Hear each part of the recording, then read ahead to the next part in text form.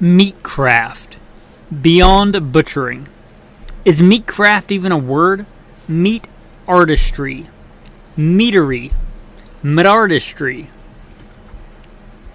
Being a meat master. However you want to say it, right? That's what we're going to talk about today. Things like biltong. Things like artisan type sausage. Aging meat. Why? Because I was blessed by God just before Thanksgiving to be able to put meat on the table for my family another time. And I don't take that for granted. I'm very thankful for that. But with that, how can I share those skills on? Right? I don't do this podcast to help me. I do it mostly to pass on the knowledge and help you. Anyway, that's what we're going to talk about today. Because much like a man can be skilled working with wood, a carpenter, or skilled working with stone, a mason, or skilled working on guns, like a gunsmith. You can be a meatsmith. You can work and be skilled working with meat. Anyway, that's what we're going to talk about today. I'm going to forego the normal bio because being a war vet and law enforcement vet doesn't have much to do with today's episode, but I have been putting meat on the table for myself and my family by God's grace since I was a very young man, running around the woods with a rifle or a shotgun. Probably more likely a shotgun. It's a better all-around game-getting tool for most things. But grew up a poor boy in the South, and I don't mean just paying token to that. I mean poor, like. Well, I don't feel like regaling you with tales of how dirt poor we grew up, but poor boys can get some pretty sweet skills. One of those skills was being able to put meat on the table. And that has developed over the years, putting meat on the table. Been blessed to hunt all over this beautiful country. Also been blessed to be a professional big game hunter and guide, and a ranch manager. Well, as you might imagine, I have quite a bit of experience, mostly with wild game meat. But even if you don't hunt, you can apply this. You can buy a side of beef and do it yourself. You can buy a whole sheep or a goat. Or even a whole turkey. That's a big thing this season. So I guess loosely, let's go at this from the standpoint of red meat first. Because, I mean, this is the Alpha Male podcast after all. Let's talk about some red meat. And let's talk about most unadulterated to getting smaller and smaller in our meat cuts. Now, I've done an entire episode on butchering, manly skills butchering. It's been a while, but it's still in there. This is beyond the butchering. So you've got the animal butchered, you've got it cleaned and dressed. If you can get an animal out whole, and I live out west, and many times that's not possible, you either will bone it out or quarter it out and pack it out on your back. But you can get and cook an animal whole. I really enjoy roasting meat over a fire. I also really enjoy making a rotisserie. You can make a giant rotisserie for big cloven-hooved animals. Probably not a cow unless you just have a lot of people. But something like a goat or a sheep. Dealing with giant pieces of meat with bone of varying thicknesses, I say that is absolutely an art. An art, again, like working with wood and knowing how to work differently with walnut than with pine. How to work with the grain versus against the grain. Knowing that you use different saws to cut with the grain, a ripping saw, or to go against the grain, a crosscut saw. Very, very similar in knowing different muscle groups and different roasting times. And I'm going to say it here, although it applies throughout the episode. One of the major faux pas, one of the major things people mess up with wild game meat is they overcook it. I would submit almost always, unless you shot like a deer with CWD or something, almost always, I think that wild harvested game meat is much cleaner and safer than meat that you buy at the store. It's healthier, it's not packed into close densities with the ability to spread disease. Like if you've ever been in a chicken house or a CAFO, and seen that, right? Something like a deer lives a much cleaner existence, a happier existence, and a much healthier, in my experience, existence. So I'm more comfortable eating venison. I'm less concerned about anything with venison than I am with stuff bought at the store. To mention all the antibiotics they pump them with and hormones and genetically modified this or that. Just don't overcook your meat, especially your wild game meat. Don't overcook it. Knowing when a piece of meat is ready. That's very difficult to do with big pieces of meat, like a half of an animal, like a half of a sheep or a half of a goat, or a side of beef. That's really, really hard. The main thing for this is patience. If you have patience and understanding of meat and bone and how that affects temperature and how to cook over a fire, right? You need very little in the way of stuff to make that meat great. You need some kind of thing to hold it up, some kind of apparatus which you can make out of saplings or trees pretty easily. Green wood works better because it generally doesn't catch fire. But making your own rotisserie, right? That if you live in a wooded area, it costs very little. You need fire and salt. That's all that you need, and patience and knowledge. But if you really want to do something different for a gathering, for something special, for a barbecue, for cooking outside, whatever, try getting a half of something, like a half of a sheep or a half of a goat or a half of a deer, especially a young deer, like if it's legal to take a yearling deer where you are. Just amazingly delicious. One thing, if you're cooking real lean meat, you don't need to worry about this in my experience with goat or sheep, but if it's something real lean like a deer, you may want to brush it with some kind of oil, like peanut oil, just because it is so lean. And then obviously there's all kinds of rubs and stuff you can put on there, but doing that, cooking over rotisserie, and also cook over coals, if you know what you're doing. I have and do enjoy just literally throwing meat on a bed of coals. The next way, and it's probably more common because you have to have a lot of people, I think, to make use of like a side of beef or, again, a half of a lamb. But what you don't need a lot of people for, in general, a family at a gathering. A quarter. Like a hind quarter. Like an entire leg. This is something that I really, really like doing.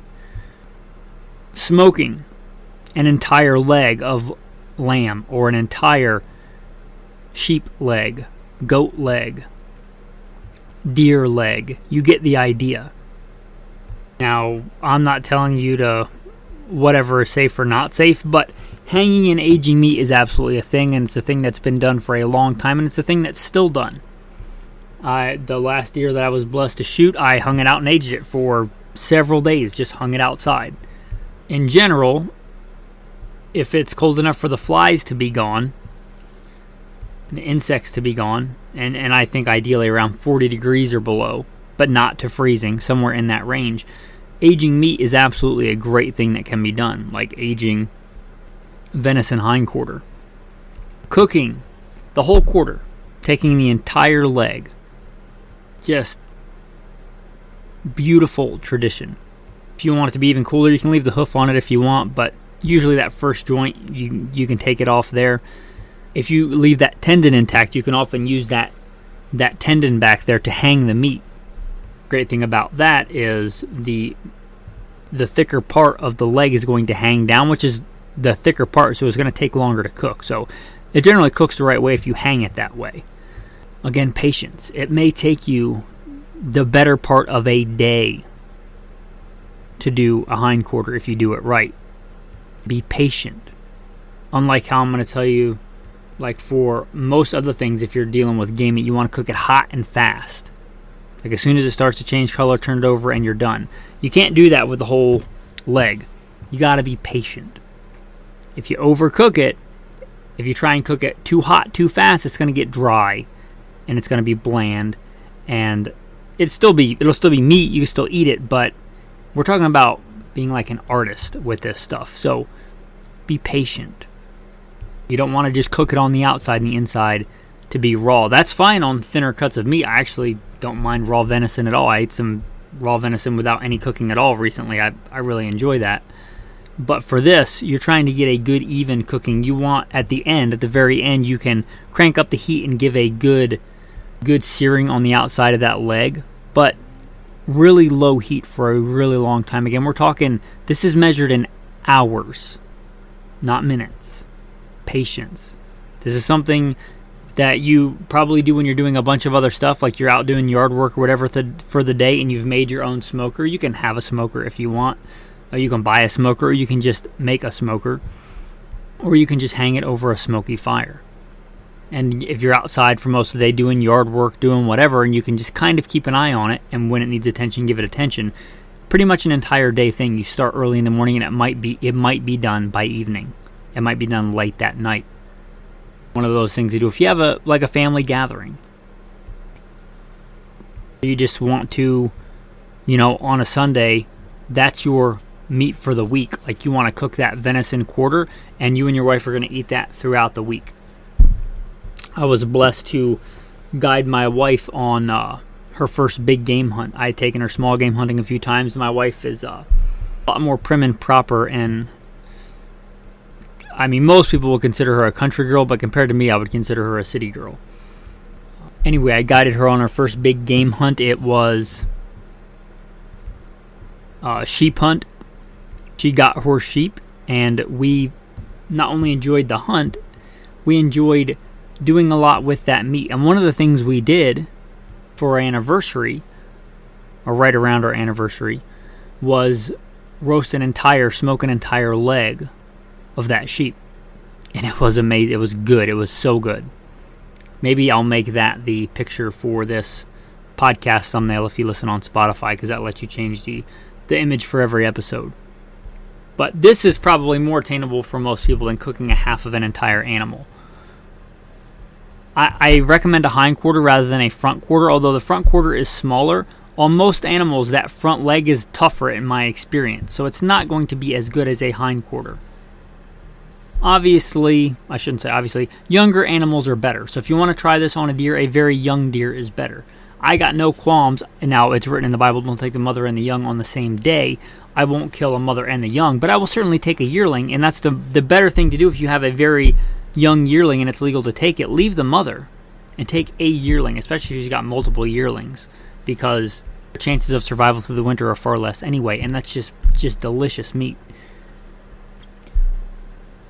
As long as it's like 8 days old or more, I got no problem taking a young yearling deer. A hind quarter from a young yearling deer like this is just a really good thing to try this with, because it's going to be very tender. But you can also do it with sheep and goat. Now, some people might turn up their nose at goat. Again, I grew up poor. We raised goat. And goat is some of my favorite meat. I don't know if that's why, because I took a long break from it.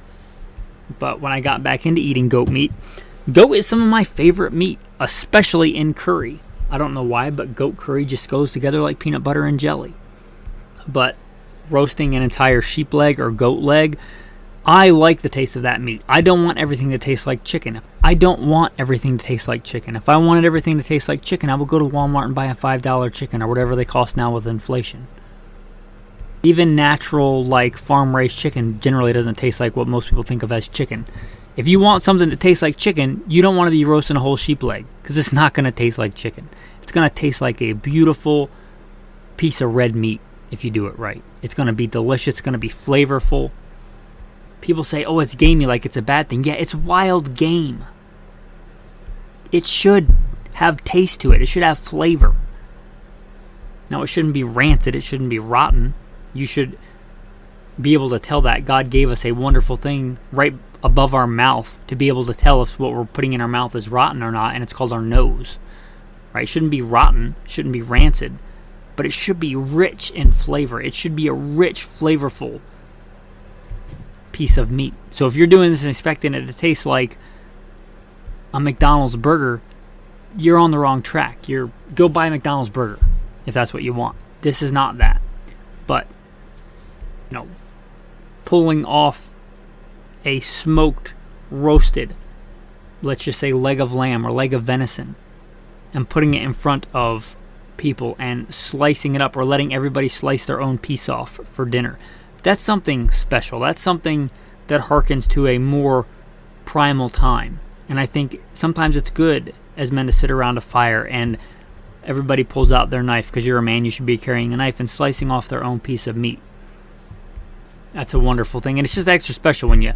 Is there anything, as far as food goes, more manly than just ripping meat off a bone? Anyway, cooking the whole leg, mostly what you need for that is patience. You don't even need a special smoker. You don't need anything. You need a fire. Again, salt. You need patience. Patience is key when dealing with big pieces of... Big sections of an animal. Patience. And this comes from a guy that's not real patient. Right? I have a hard time sitting down for long periods of time. I'm not the most patient of people.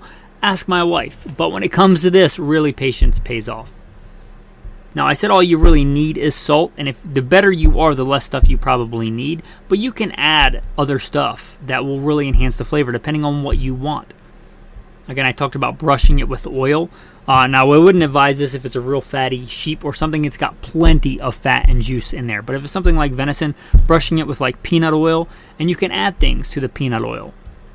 Talking about just a regular hair paintbrush. And you can add in there things like chipotle. You can cook with hickory wood if you have it, or cherry wood or apple wood. You can add into that oil, or just a dry rub. Garlic's a real obvious one, and the herbs. Now, if it's like a green herb, I would wait till close to the end, because you're just going to burn it off. But things like rosemary, oregano, thyme. And again, the better you are at doing this meat, if you're real good, you just add salt to it, and it should be delicious, just like that. Meat and salt. All right, now let's talk about steaks, because I think a lot of people, even a lot of people that consider themselves a country boy, that routinely take deer or things like that, or elk, they will go and take it to the butcher, which is fine. There's nothing wrong with that, especially if you're trying to save time. But I think you'll do it better if you do it yourself. Cutting steak. It is what I mean, kind of like by being an artist with this. Kind of like how a mason would look at a piece of stone and look at it and look at the way the stone is comprised and figure out how to work it to make a thing.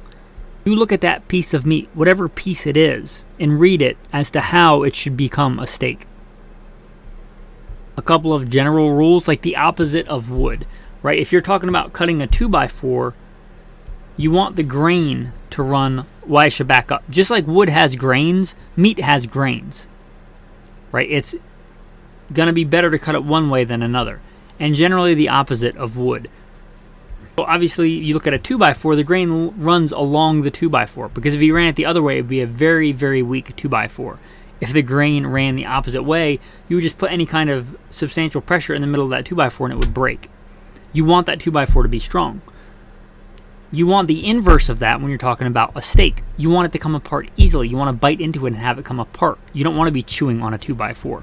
So try and cut the steak in its longest axis with going against the grain so it comes apart easier. A real clear example of this, the back strap. That part of meat that runs along the back between the spine and the ribs. That's a beautiful tender piece of meat. You get that and you cut it into medallion steaks.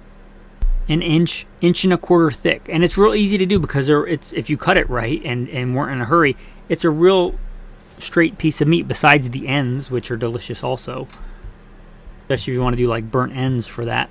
But you cut it into little small medallions, about the size of a medallion, or a silver dollar will be about on a deer the size that it is. On an elk, obviously much bigger, and on a cow, you're dealing with like entire steak-sized pieces of meat. But let's stick with a deer-sized animal or a sheep-sized animal, because a full adult sheep is a big animal. You get these little medallions, inch and a half thick, about the size of a silver dollar. That's an easy way you cut it against the grain, right? You wouldn't cut it to have, 2 foot long, real thin spaghetti-like steaks. You would cut it against the grain. Real quick on those medallions, again, for this kind of meat where it's small, hot, and fast, get a hot frying pan or a hot fire grill. Put the meat down. As soon as it starts to change color, flip it over and take it off. That's my advice. Don't overcook it. This is not some abomination like a pork chop. This is actual food. This is real wild red meat. A little bit of fire, and then season to taste. But throw it on a hot, this is not where you want low heat, but a high heat. As soon as it starts to change color, as soon as you see that color starting to creep up, change from purple to brown on one side, flip it over. Let it do the same thing and then take it off. If you overcook it, it's going to be dry and or rubbery and lose a bunch of its taste. Hot and fast for small cuts of meat like that, especially for wild meat. Now this is harder to do if you're looking at something like you're not going to keep that leg whole on a deer. You're not going to keep the hindquarter whole and roasted whole, or maybe you're going to do that with one and the other one you're going to turn into steak. Again, you kind of look at that leg and how it's composed. What I like to do is break it into its big muscle groups. Separate those muscles and then cut those muscles against the grain. It makes for some pretty beautiful steaks. That would be my advice there. And cut how you would like. And again, cut how you would like, right? It makes it a lot easier to cut like this if you have a long, sharp knife. If you have a short knife, it's going to be hard to make pretty steaks. If you want to cut real thin steaks, that's fine. If you're going to be making something like a Philly cheesesteak with venison, which is delicious. Little bit of, first put in your onions because they take longer.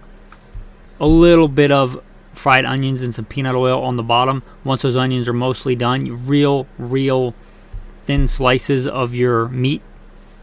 Season to taste, a little bit of salt, a little bit of crushed black pepper. If you're Italian like me, maybe some garlic because, you're Italian, right? And then once you turn the heat off, throw some cheese on there. Let it sit until the cheese melts. Delicious. Oh, and green pepper if you like it, which I do. Some cut up green pepper.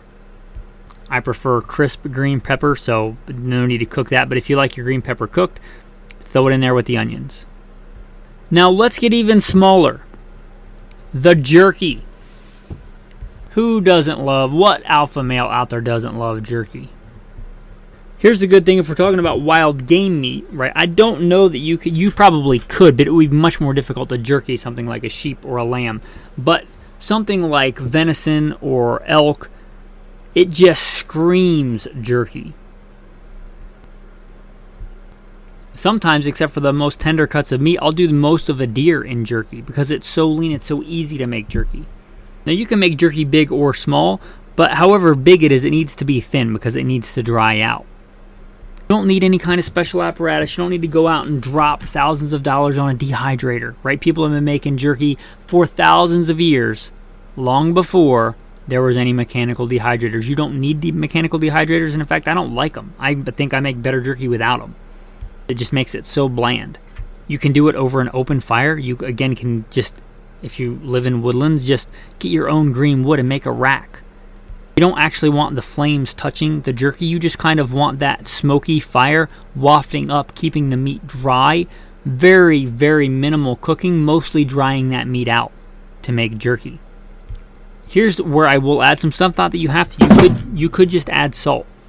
But I really like salt and vinegar. So why not dip that jerky in salt and vinegar, like a real thick salt and vinegar solution, and hang it and smoke it, jerky it. Also, I really like spicy stuff, so something like crushed red pepper, ghost pepper, habanero pepper, and I'm talking dried pepper. You don't want to use like chopped up habanero pepper for this. It's just too much moisture. The whole point of jerky is to remove the moisture from the meat. But you do you, whatever flavor you want. If you like some other flavor, then do some other flavor. I'm not big on sweet.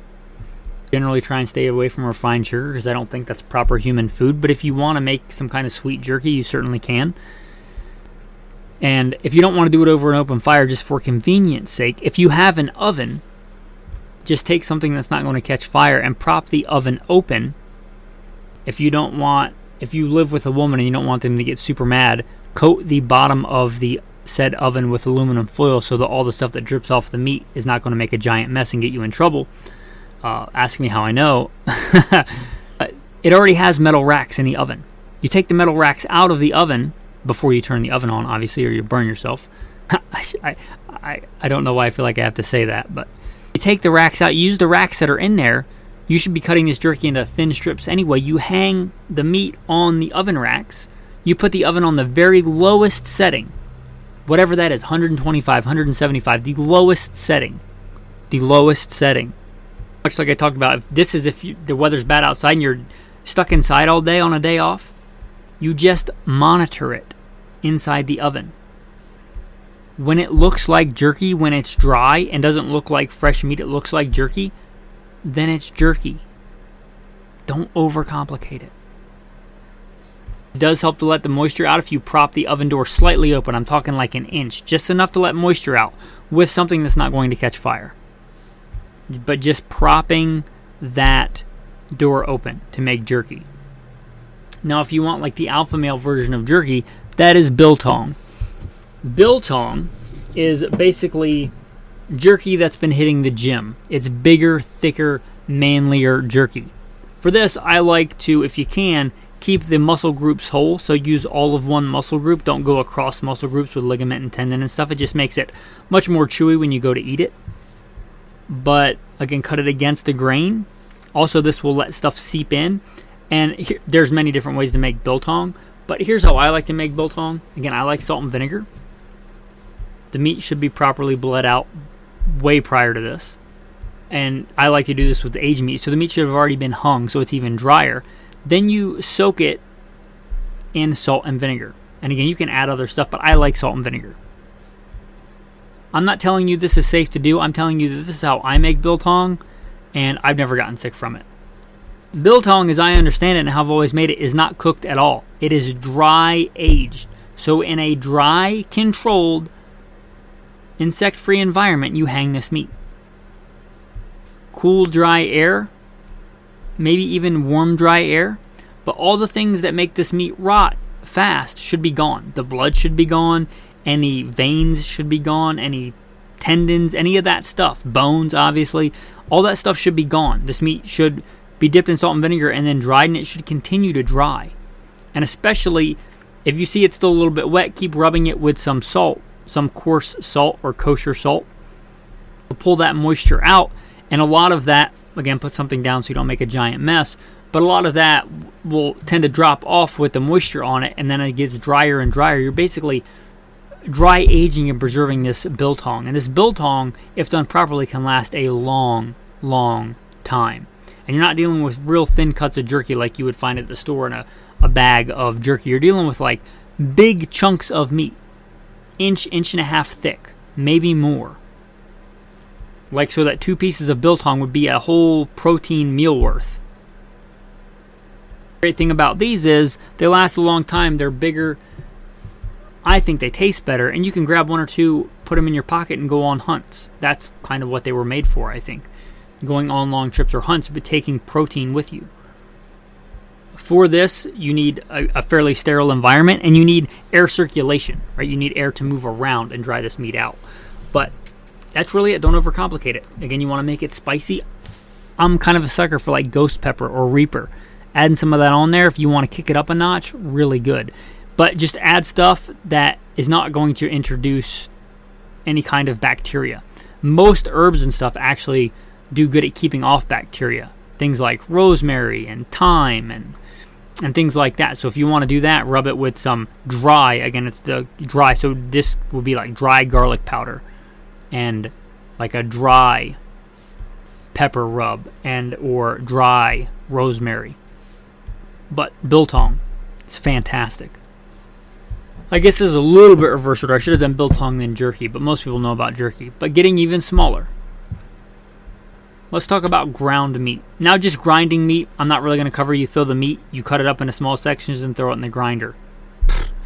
I mean, okay, that's not really artistry. But if you want to make like some artisan sausage, like what you would see, like what you might go to a restaurant for and pay $75 a plate. Like some smoked venison apple chipotle sausage. And I just pulled that out because that's a real common one. But if you saw that on a menu, you'd be like, oh, that's delicious. And if you go out to eat, which I generally don't go out to eat, my wife and I are pretty simple. But if you go out to a nice restaurant and you saw that on the menu and it was $50, you'd be like, oh yeah, okay. You can make that, right? Especially around here, it's thick with wild and or old abandoned homesteads out in the middle of national forest, national, public lands. Apples are all over the place. The deer that I shot was just apple trees all over. So not only did I get a deer, I got apples to bring home for Thanksgiving to make a bunch of stuff. My wife made her own homemade apple pie. But you take some of that apple, you slice it up, you combine that with a bunch of other ingredients, and you have apple venison sausage. Couple of things. If you're talking about sheep, beef, if you're dealing with game meat, you may want to add fat.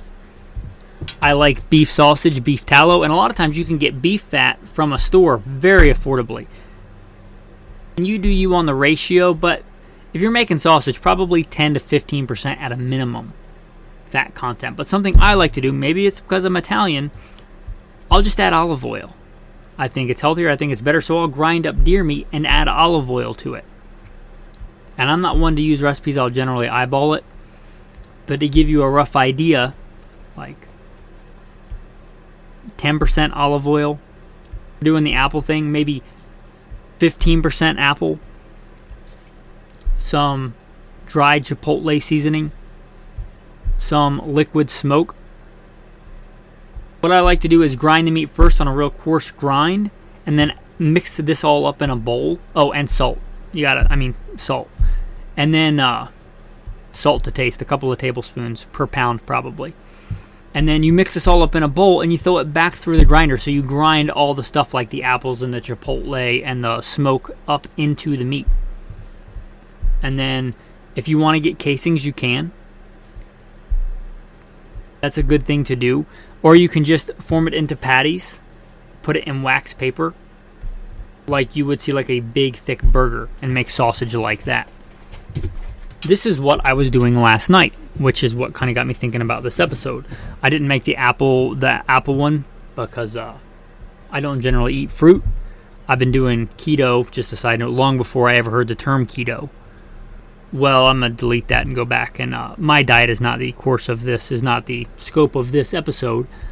But what I did make was some Italian sausage and some spicy Southwest.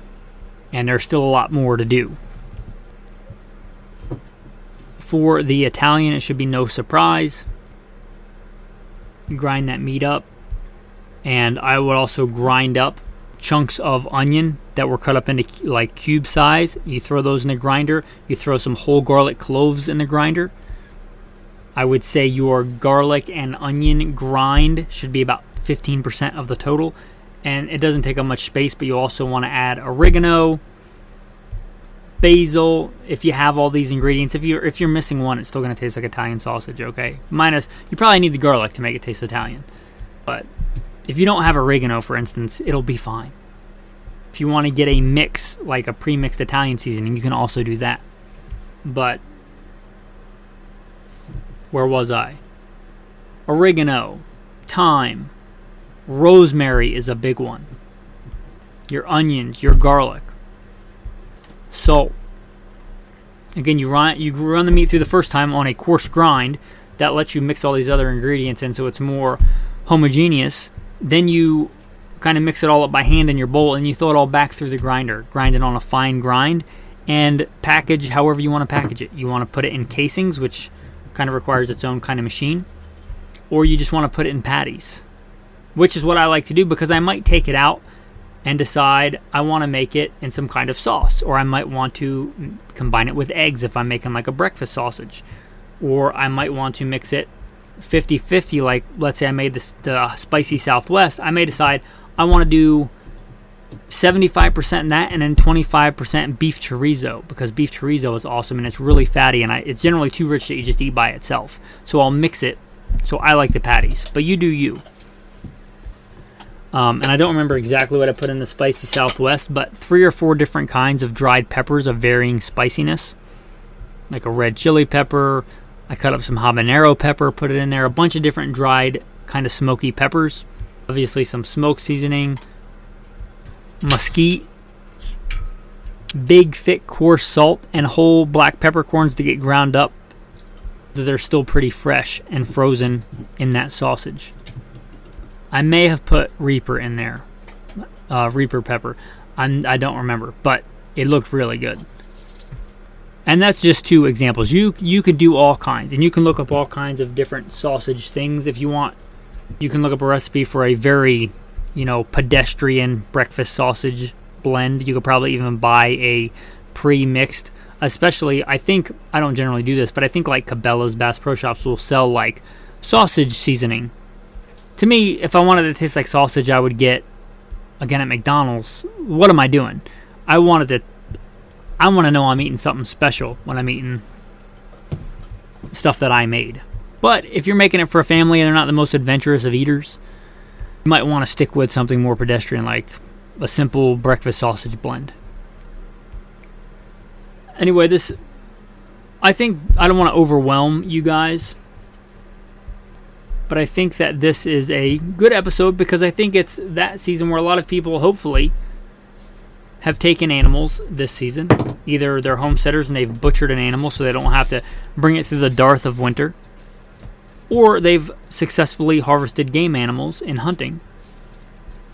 And instead of just eating a bland deer steak with onions, which is nothing wrong with that, or just grinding that deer up and throwing it in spaghetti sauce, there's nothing wrong with that. But if you want to kick it up a notch and kind of move into that artistry realm with meat, make biltong, make aged, smoked, like artisan cuts and things like that, or just really what do the kids say today, bussin' sausage.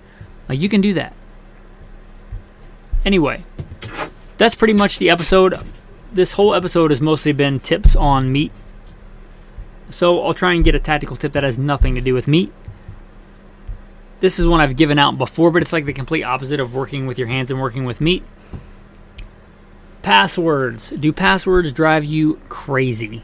As far as like, oh, you got to have a different password for this and a different password for this and this website and that website, and they tell you not to use the same password because then some Eastern European is going to hack your identity and buy themselves a yacht. You got to have all these different passwords. And here's the key for this. You might not want to do this for your like bank, but for all the other silly websites like your Midway USA or your Brownells or your Amazon or whatever, right? All these different passwords. You're not supposed to use the same one. Have a similar core password that you change for each website. And again, this is not going to stop the CIA from hacking your stuff, right? Let's say your general password is backwoods thug 1 exclamation point. Right? That's your general go-to password.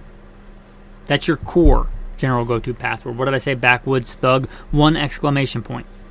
Well, for Amazon, it can be backwoods thug 1 exclamation point AZ. You can just do lowercase AZ. Say if you're back in the backwoods thug and your B and your T were capitalized, you can make it a rule that whatever the initials are, the first one is capital and the next one is not capital. But you get the idea. Just whatever the words are, like if I'm going to Midway, it would be backwoods thug 1 exclamation point MW. You have a slightly different password for different websites, but it's not so crazy hard to remember all your passwords. I'm going to Amazon, I know my core password, and just add AZ to it. Right? Nothing crazy there. Just a good life tip, tactical tip. With that, your tactical verse of the day. This is from Ecclesiastes, chapter 3. This is from Solomon. Except for Christ Jesus, who is God made flesh, the wisest man that ever lived. So probably can learn a lot from him. This is Ecclesiastes chapter 3.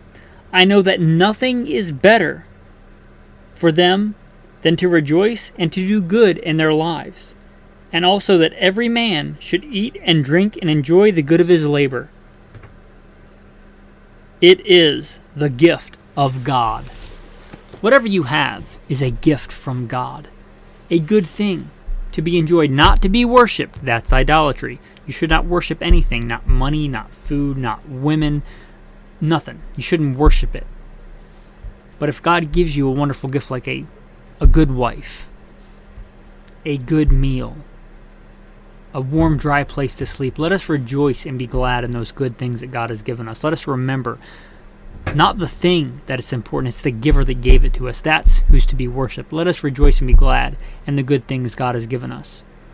Thanks for listening, and have a blessed day.